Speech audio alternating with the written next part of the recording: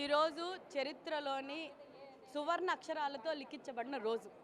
ఎప్పుడెప్పుడా లోకేష్ అన్న working president అవుతారా అని లాస్ట్ ఇయర్ మహానాడు దగ్గర నుంచి మేము ఎదురు చూస్తూనే ఉన్నాం. అప్పుడు అనౌన్స్ చేయలేదు. పోనీలేండి ఇప్పుడైనా చెప్పారు. అది ఒక మనసుకు తృప్తి.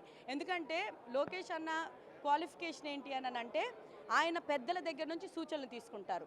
సీనియర్స్ని వాళ్ళందరినీ కొలిసా వాళ్ళ దగ్గర నుంచి హీల్ టేక్ సజెషన్స్ అని.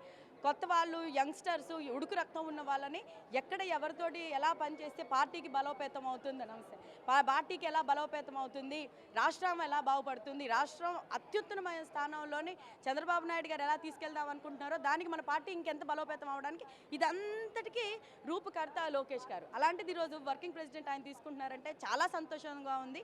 ఆయనకి కోట్లాది ప్రజల తరఫు నుంచి బిగ్ కంగ్రాచులేషన్స్. మేమంతా మీతో ఉన్నాము. మాతో పాటు ఎవరైతే యంగ్స్టర్స్ ఉన్నారు, సీనియర్స్ ఉన్నారు, పార్టీలోని వెటరన్స్ ఉన్నారు, ఫౌండర్ మెంబర్స్ ఉన్నారు, ప్రతి ఒక్కరు లోకేష్ అన్నతోటే ఉంటాం. మీరంతా జనరల్గా చంద్రబాబు టీం అంతా లోకేష్ టీం అంటూ ఉంటారు.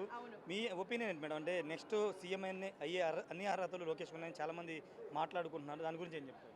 He's a perfect person to do any job అండి.